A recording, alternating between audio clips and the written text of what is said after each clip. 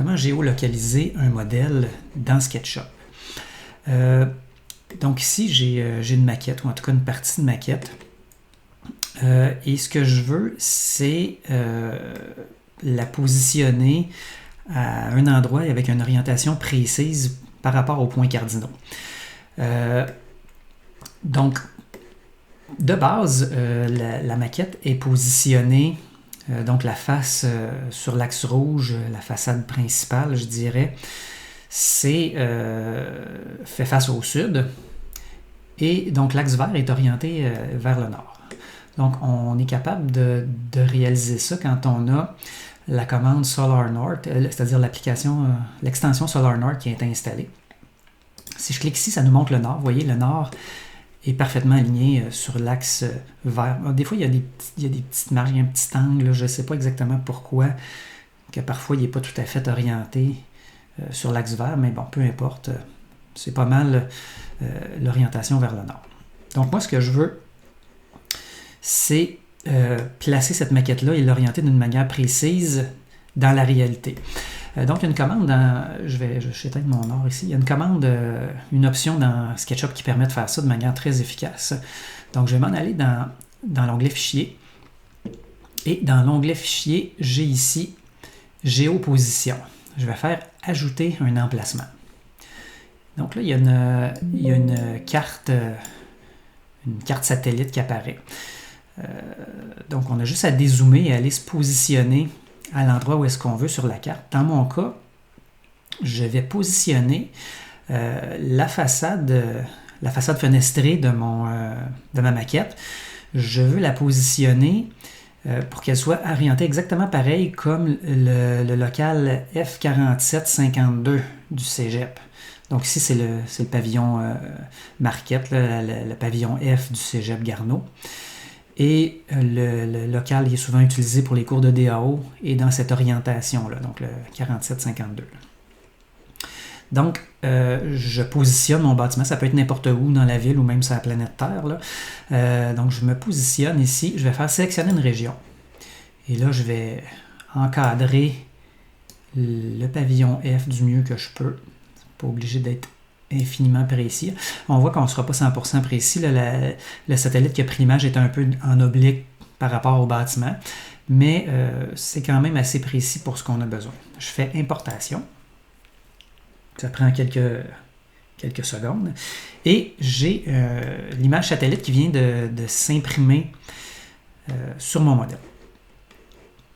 Donc là, qu'est-ce que je vais faire? La carte satellite, là, on comprend que, bon, vous voyez, la façade est en diagonale ici. C'est parce que le nord est en haut de la carte. Donc, le nord est parfaitement orienté vers le haut de la carte. Donc, on n'a pas à retourner la photo. Là. En fait, on ne peut pas la retourner et on ne doit pas la retourner parce que le nord est en haut. Donc, si je vais activer mon nord ici, vous voyez ce que je vous dis, là, des fois, il n'est pas tout à fait orienté sur l'axe vert. C'est bizarre un peu, mais bon. Donc là, le nord est par en haut. Ma façade n'est donc pas bien orientée. Elle est orientée franc nord. C'est pas ce que je veux. Ce que je veux, c'est qu'elle soit orientée de la même façon que le 4752. Donc, qu'est-ce que je vais faire? Je vais tout simplement déplacer et faire une rotation à ma maquette. Là, quand on fait ça, il faut s'assurer que toutes les balises sont activées. Sinon, il y a des éléments qui vont, quand on va rallumer la balise, ils vont flotter tout seuls dans le vide s'ils vont être restés à la position d'origine. Donc moi, c'est déjà fait. Je me suis assuré que toutes mes balises étaient activées.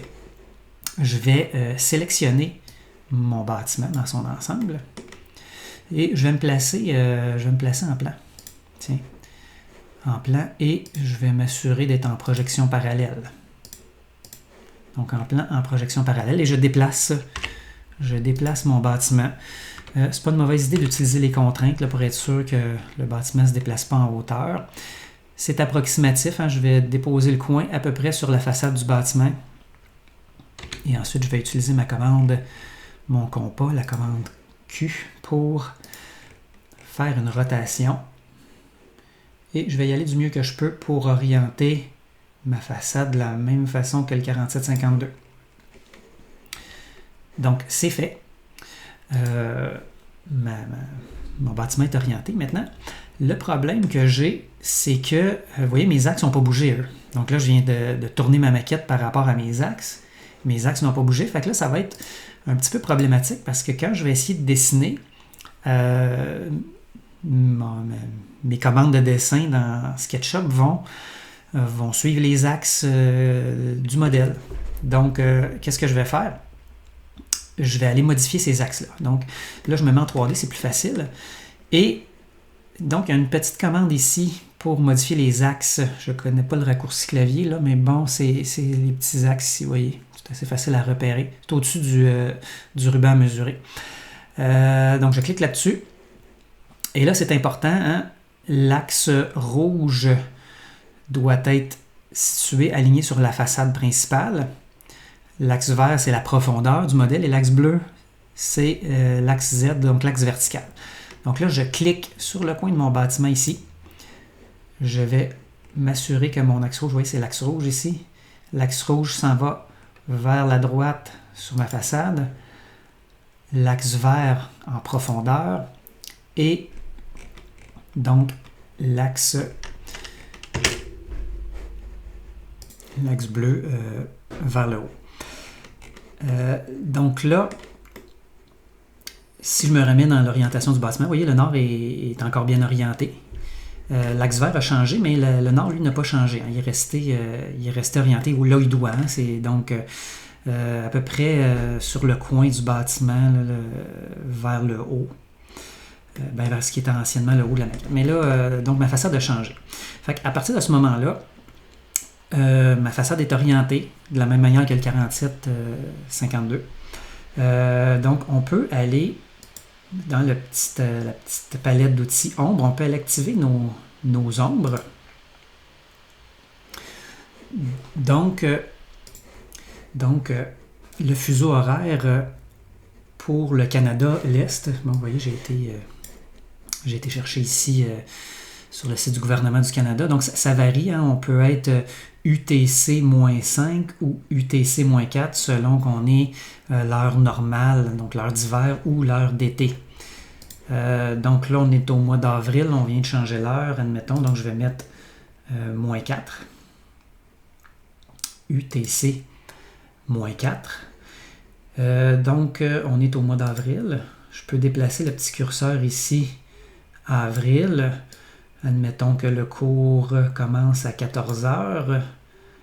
Donc là, on a l'ensoleillement pour le mois d'avril. On est au 14 avril. Attendez un petit peu, je peux descendre. Donc on est au début du mois d'avril, le 2 avril, à 14 heures, heure avancée. Donc vous voyez, la lumière devrait entrer dans le local en oblique, à peu près dans cet angle-là. Donc, c'est assez précis. Là. On peut vérifier avec des bâtiments dans la réalité. Et généralement, SketchUp est assez précis pour ça.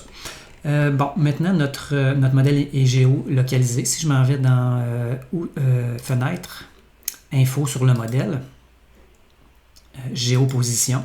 Donc, on voit que notre bâtiment est effectivement situé Canada, Québec. On a la latitude et la longitude. Donc, c'est ce qu'on voulait.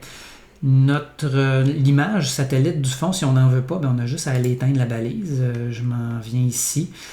Donc, il y a deux balises qui apparaissent, là, localisation, snapshot. Celle-là, je peux l'éteindre.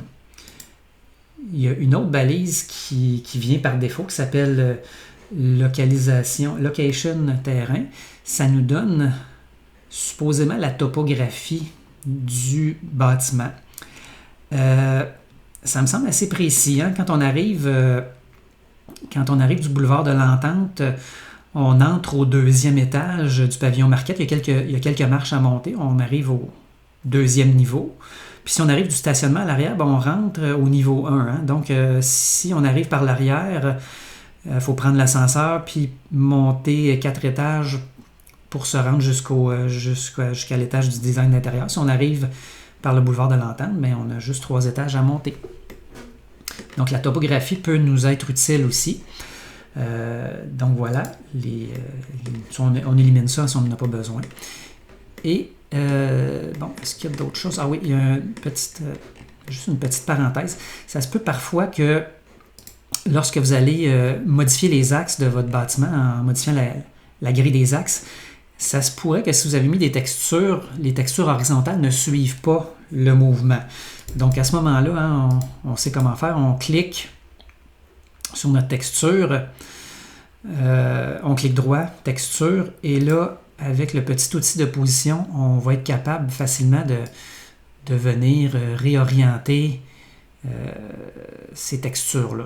Donc s'ils n'ont pas suivi, si leur orientation a été modifiée par erreur lorsqu'on a pivoté notre modèle, ben il n'y a pas de problème, on est capable de venir ajuster ça facilement. Donc voilà, c'était comment géopositionner notre maquette de manière précise dans SketchUp, de manière à obtenir une illumination, un ensoleillement réel à l'intérieur de notre modèle.